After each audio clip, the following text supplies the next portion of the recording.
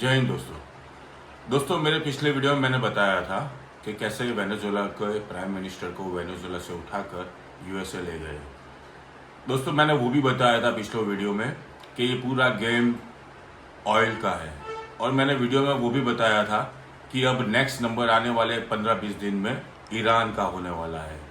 जो आप देख सकते हो अभी अभी अमेरिका ने, यूएसए ने इजराइल के साथ मिलकर ईरान को पर अटैक कर दिया है।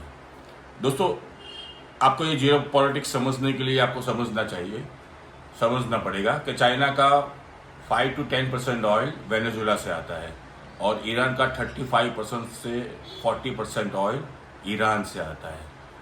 तो मैंने पिछले वीडियो में बताया था कि नेक्स्ट 15 या 20 डेज में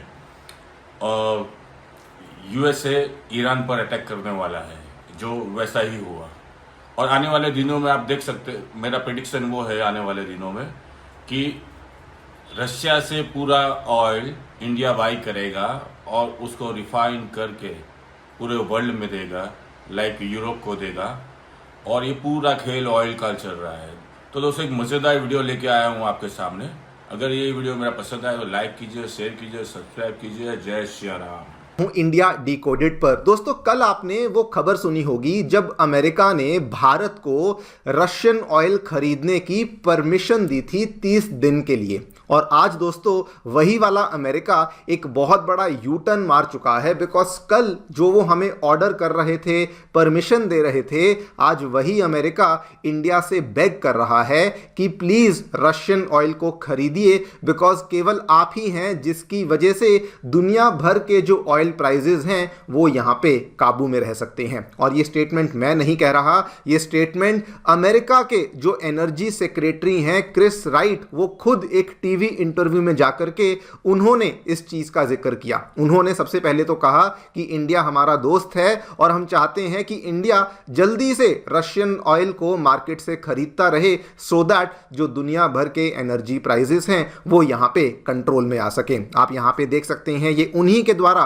किया गया पोस्ट है, और आप ये वाला यहां पे न्यूज आर्टिकल भी देख सकते हैं। बेसिकली ये जो कल कह रहे थे या परसों तक तो ये कह रहे थे डोंट बाय रशियन ऑयल, और कल तक ये कह रहे थे कि रशियन ऑयल को खरीदना है तो हमारी परमिशन से खरीदिए, आज ये कह रहे हैं please bye Russian oil so that आपकी वजह से जो ऑयल मार्केट है वो स्टेबलाइज हो सके। इनकी जो ये छोटी सी क्लिप है मैं आपको आगे चल करके दिखाऊंगा, लेकिन दोस्तों इंटरेस्टिंगली इंडिया ने सबसे पहले तो इस पर्टिकुलर चीज को क्लियर कर दिया है कि हमें किसी से भी तेल खरीदने के लिए किसी प्रकार की कोई परमिशन की आवश्यकता नहीं। आप लोग यहाँ पे देख सकते हैं एमईए ने खुद इस चीज़ को लेके क्लैरिटी दी कि हम लोग वहीं से तेल खरीदेंगे जहाँ से सबसे कंपेटिटिव होगा, और हम लोग वहीं से तेल खरीदेंगे जिसकी वजह से इंडिया की एनर्जी सिक्योरिटी कॉम्प्रोमाइज़ नहीं होगी। इसके साथ ही में इंडिया ने दोस्तों जियो पॉलिटिक्स को साइड रखते हुए अपनी एनर्जी सिक्योरिटी को इंश्योर करने के लिए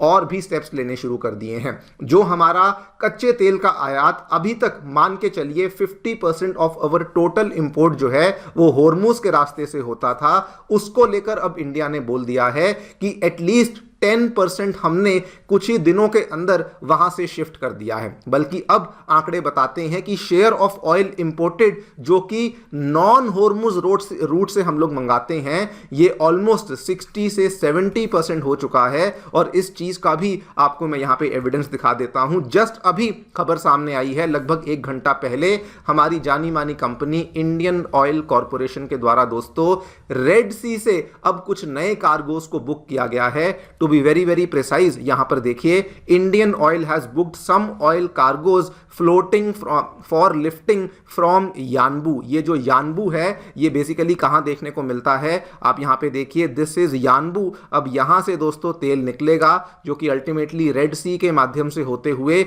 बबल मंदेब स्ट्रेट के माध्यम से होते हुए अल्टीमेटली इंडिया तक आसानी से पहुंच सकेगा। ये मोस्ट प्रोबेबली सऊदी अरेबिया का ही तेल है, जो सऊदी अरेबिया पहले अपने तेल को यहां से भेजती थी होर्मुज के माध्यम से, उन्होंने अब अपने तेल को ट्रांसफर कर दिया है यानबू की तरफ। और अब वही वाला जो तेल है वो इंडिया की तरफ आना शुरू हो चुका है। और एक और बहुत इंटरेस्टिंग चीज जो कि हमें पूरे के पूरे ऑयल गेम में देखने को मिली है दोस्तों, रशिया उन्होंने in a very very daring move Kremlin के जो स्पोक्स पर्सन है दिमित्री पेस्कोव, उनसे एक सवाल पूछा गया। किसी रिपोर्टर ने पूछा कि आप बताइए कि आपने पिछले कुछ दिनों में इंडिया को कितना तेल बेचा है, नंबर्स को बताइए। इन्होंने जानते हैं क्या कहा?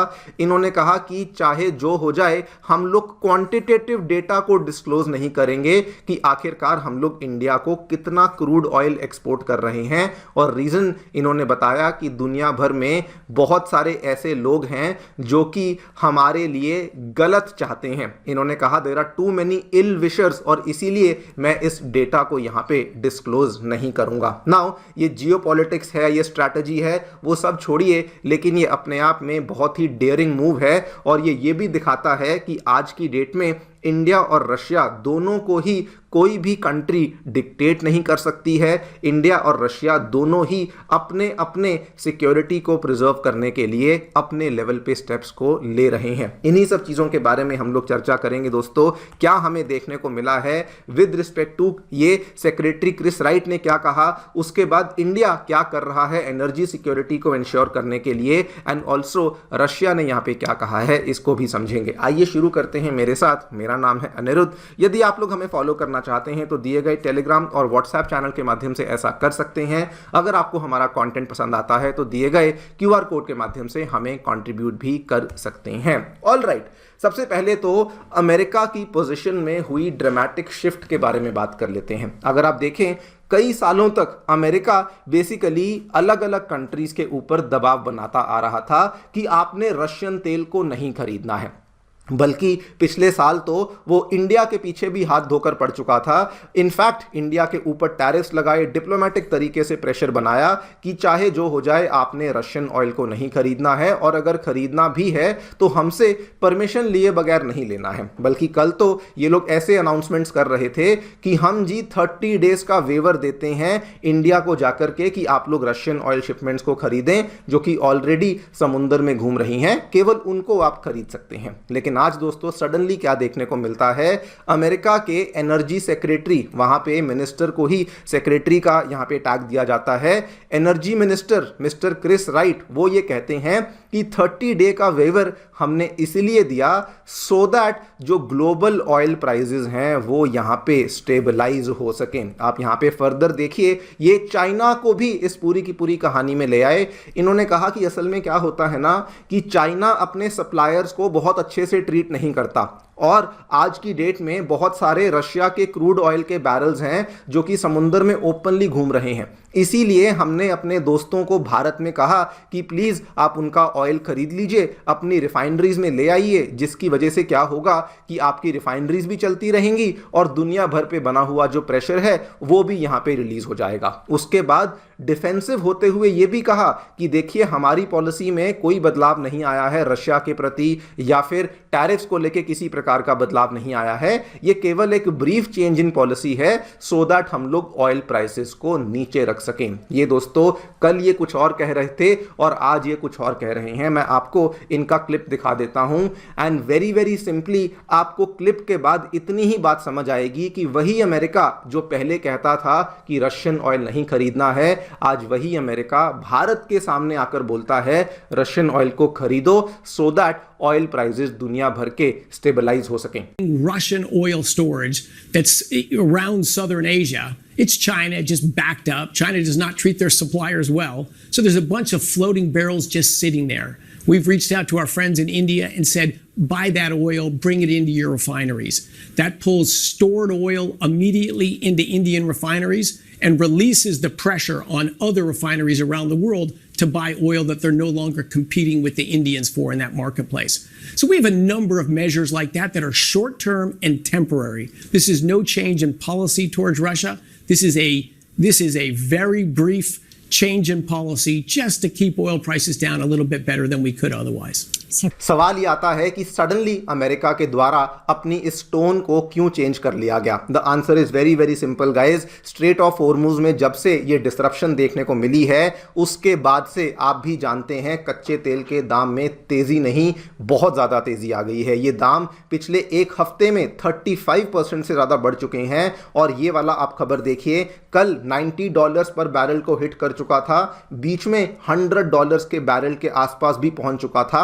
अभी हालांकि थोड़ा सा ये स्टेबलाइज हुआ है, 90 के थोड़ा नीचे चल रहा है, लेकिन 90 को पार करना मतलब कि बहुत ज्यादा बड़ी खतरे की घंटी है। और ये अमेरिका यहां पे नहीं देख सकता, बिकॉज अगर ये कच्चे तेल के दाम बढ़ते रहे तो पूरी दुनिया जो है वो अमेरिका को ही इस चीज़ के लिए ब्लेम करेगी। एंड इसीलिए इन्होंने कहा कि प्लीज़ इंडिया आप जाइए रशियन ऑयल को खरीदिए, बिकॉज इंडिया ही इतना बड़ा बायर है जो कि अल्टीमेटली ऑयल प्राइजेस को स्टेबलाइज यहाँ पर कर सकता है। इंडिया ने दोस्तों बदले में एक चीज़ का पहले तो क्लैरिफिकेशन दिया। इंडिया ने पहले तो ये कहा किसी इंसान की, किसी कंट्री की परमिशन की आवश्यकता नहीं। आप लोग यहाँ पे देखिए, आज ये क्लैरिफिकेशन हमारी तरफ से आई। इंडिया ने साफ साफ कहा oil purchases are purely based on price, जहां से सस्ता मिलेगा, अफोर्डेबल मिलेगा वहां से लेंगे। They are purely based on supply reliability, जहां से सप्लाई मिलती रहेगी वहां से लेंगे। And they are purely based on national interest. तो पहले तो ये जो कंफ्यूजन जो भी यहां पे अमेरिका के दिमाग में बनी हुई थी उस चीज को खारिज किया। नंबर 2 पे इंडिया ने अपनी एनर्जी सिक्योरिटी को सिक्योर करने के लिए क्वाइटली कुछ स्टेप्स लेने शुरू कर दिए हैं। अभी तक क्या था, हमारा जो टोटल हम लोग ऑयल का इंपोर्ट करते थे, अगर दोस्तों टोटल ऑयल का इंपोर्ट मान के चलिए 100 बैरल्स का था, तो उसमें से 50 बैरल सीधे सीधे केवल और केवल स्ट्रेट ऑफ हॉर्मुज के रास्ते से आते थे। लेकिन अब इंडिया ने कहा we can not take any risk, और इसीलिए ये जो 50 बैरल थे इसको यहाँ पे 40 कर दिया और मेक श्योर किया कि अब जो बचे हुए 60 बैरल हैं वो नॉन हॉर्मुज रूट से आना शुरू हो जाएं। और इसके लिए without wasting any time Indian oil के द्वारा कुछ कार्गोस को ऑलरेडी बुक कर लिया गया है, जो दोस्तों रेड सी के रास्ते से आने वाले हैं। आप यहाँ पे देखिए, ये वाला यानबू का एरिया है जो कि सऊदी अरेबिया में आता है। और ये आर्टिकल को अगर आप ध्यान से देखेंगे, it is very very clearly mention कि हमने यानबू से कुछ ऑयल कार्गोस को लिफ्ट कर लिया है, बुक कर लिया है, जस्ट टू मेक श्योर कि किसी प्रकार की ऑयल सप्लाई में रुकावट देखने को ना मिले। ये यानबू के बारे में आपको बता दूं, ये सऊदी का दोस्तों एक तरीके से बैकअप प्लान की तरह काम करता है। जब से यहाँ पे इतनी सारी टेंशन्स बढ़ी हुई हैं, सऊदी ने यहाँ से ऑयल के आयात को बंद कर दिया है। इनफैक्ट बहुत सारी एरियाज में तो सऊदी ने ऑयल की प्रोडक्शन को भी बंद कर दिया है। लेकिन जो बना हुआ तेल था उसको सऊदी ने ईस्ट वेस्ट पाइपलाइन के माध्यम से यानबू भेज रहा है, और उस यानबू के माध्यम से वो अब अपने तेल को रेड सी के थ्रू होते हुए, बबल मंदेब के थ्रू होते हुए अल्टीमेटली इंडिया की तरफ यहाँ पर भेजा जा रहा है। इनफैक्ट इंडिया ने अपनी एनर्जी सिक्योरिटी को मेक श्योर करने के लिए रशियन ऑयल को लेना तो शुरू कल ही कर दिया था, आपके सामने ही है, जिसमें कि even though India Russian oil अब ले तो रहा है, लेकिन अब हमें किसी प्रकार का डिस्काउंट नहीं बल्कि हमें उसके ऊपर भी प्रीमियम पे करना पड़ रहा है। पहले क्या था, ये 12 से 13 डॉलर पर बैरल का डिस्काउंट हमें मिलता था, लेकिन अब दोस्तों उसी रशियन ऑयल के ऊपर हमें अप्रॉक्सीमेटली $5 का प्रीमियम भी देना पड़ रहा है। इंटरेस्टिंगली इस पूरी चीज़ में रशिया का जो यहाँ पे आप ये मान के चलिए लेवरेज है, रशिया की जो नेगोशिएशन पावर है वो इतनी ज़्यादा बढ़ चुकी है कि now Russia is calling the shots. अगर आप देखें रशिया के जो यहाँ पर क्रेमलिन के स्पोक्स पर्सन है दिमित्री पेस्कोव, उनसे एक रिपोर्टर ने सवाल पूछा। सवाल में इनफैक्ट उसने ये पूछा कि क्या आपने इंडिया की तरफ 22 मिलियन बैरल का तेल भेजा है। उन्होंने जवाब दिया कि मैं किसी प्रकार का क्वांटिटेटिव डेटा अब किसी के साथ शेयर नहीं करूंगा, खास रूप से वो डेटा कि इंडिया को कितना कच्चा तेल देते हैं। उन्होंने रीजनिंग में ये बताया कि दुनिया भर में बहुत सारे इल विशर्स हैं जो हमारा भला नहीं चाहते, और इसीलिए मैं यहाँ पे किसी प्रकार का डेटा शेयर नहीं करूँगा। अब दोस्तों इसके कुछ जियोपॉलिटिकल मायने, कुछ स्ट्रेटेजिक मायने भी हो सकते हैं, कुछ इकोनॉमिक मायने भी हो सकते हैं कि एग्जैक्टली डेटा कितना है वो किसी को नहीं पता। वो क्या है वो तो एक तरफ है, लेकिन अपने आप में ये मूव बहुत डेयरिंग है, और ये इस चीज़ को प्रूव करता है कि आज की डेट में हम लोग डेफिनेटली एक नए ग्लोबल एनर्जी ऑर्डर में आ चुके हैं। मतलब सबसे पहले तो इंडिया उस नए ग्लोबल एनर्जी ऑर्डर के लिए बैलेंसिंग पावर की तरह काम करता है। इतनी ज़्यादा डिमांड है, इतनी रिफाइनिंग कैपेसिटी है कि दुनिया की कोई भी कंट्री इंडिया को इग्नोर नहीं कर सकती। आप खुद ही देख लीजिए अमेरिका का हाल क्या है। उसके बाद सैंक्शंस काम नहीं करते, ऑयल जो है वो इन चीज़ों पे अब डिपेंडेंट नहीं है, खास रूप से एशिया जाने वाला ऑयल तो बिल्कुल भी डिपेंडेंट नहीं है। तीसरे नंबर पर स्ट्रेटेजिक ऑटोनॉमी बहुत ज़्यादा कॉमन हो चुकी है। ये चीज़ हम पहले भी बोलते थे कि इंडिया के द्वारा चलाया गया जो मॉडल ऑफ डिप्लोमेसी है वो धीरे धीरे बाकी कंट्रीज अडॉप्ट करेंगी। और दोस्तों आज आप देखिए इंडिया की ही वो मॉडल ऑफ डिप्लोमेसी थी जिसकी वजह से कोई जियोपॉलिटिकल प्रेशर काम नहीं करा, बल्कि इंडिया अपने हिसाब से अपनी एनर्जी सिक्योरिटी और नेशनल सिक्योरिटी को मेंटेन करने के लिए स्टेप्स को खुलेआम ले रहा है। और सबसे बड़ी आयरनी यहाँ पे ये है कि अमेरिका जो कि इंडिया के ऊपर टैरिफ्स को लगा रहा था कि आप लोग नहीं लेंगे, हम पेनल्टियां लगाएंगे वगैरह वगैरह, आज वही अमेरिकन गवर्नमेंट ना केवल अलाउ कर रही है बल्कि हमें एनकरेज कर रही है कि प्लीज जाइए, सो दैट आपकी वजह से कम दुनिया के जो ग्लोबल ऑयल प्राइसेस हैं वो तो यहाँ पर शांत हो सकेंगे। आगे क्या होगा वो तो वक्त ही बताएगा। आप लोग जो भी सोचते हैं मुझे बताएं कमेंट सेक्शन में। Thank you so much for listening, stay tuned.